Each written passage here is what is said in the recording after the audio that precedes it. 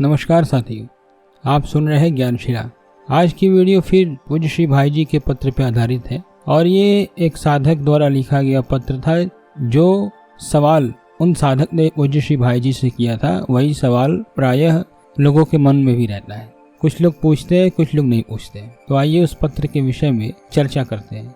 उस पत्र में एक ऐसे साधक ने लिखा था भाई जी को, ऐसी बातें लिखी थी कि भाई 53 लाख मैंने नाम जप कर लिए, लेकिन अभी तक मेरे पाप नहीं मिट रहे हैं, मैं क्या करूँ अब। तो भाई जी ने उनको उत्तर में ये लिखा कि नाम जप से पाप मिट रहे हैं या नहीं मिट रहे हैं, इसकी पहचान आपको कैसे हो गई। इसकी तो कोई पहचान वही उसी को हो सकती है जो सिद्ध महात्मा हो। तो इसीलिए नाम जप को निरंतर चालू रखना चाहिए और उससे पाप अवश्य मिटते हैं। इसे हम इस उदाहरण से समझते हैं जो भाई जी ने उन्हें कहा कि अपने नाम जप को निरंतर चालू रखें, और नाम जब चलते रहता है तो हमारे पाप अवश्य नष्ट होते रहते हैं। ये हमें तुरंत तो नहीं दिखाई देता है, लेकिन भावी भविष्य में हमें ये बात दिखाई देने लग जाती है।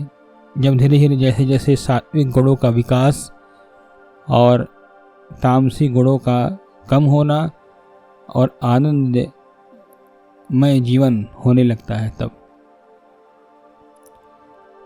बेकार क्यों नहीं जाती है।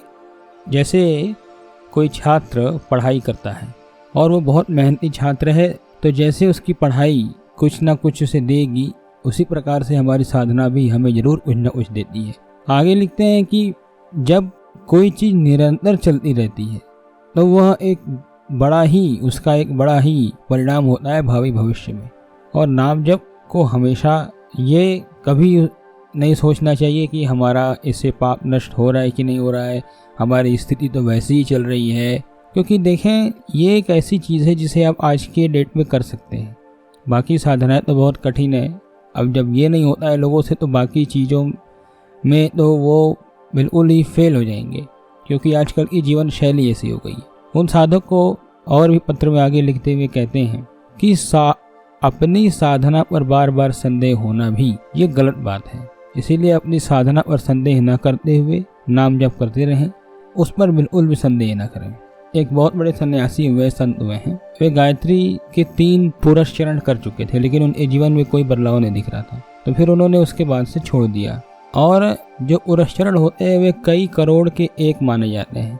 तो वैसा उन्होंने 3 पुरुष चरण किया था, लेकिन उनको कोई अनुभव नहीं हो रहा था। तो उन्होंने ये समझ के बंद कर दिया कि इसको तो करने से कोई लाभ नहीं है। तो ऐसे ही बातें किताबों में मिलती हैं, उनकी जीवनी को पढ़ के पता चलती है कि एक दिन स्वप्न में उन्होंने बड़ा भयानक स्वप्न ये देखा कि 7 पहाड़ थे जो धूं करके जल रहे थे बहुत तेजी से।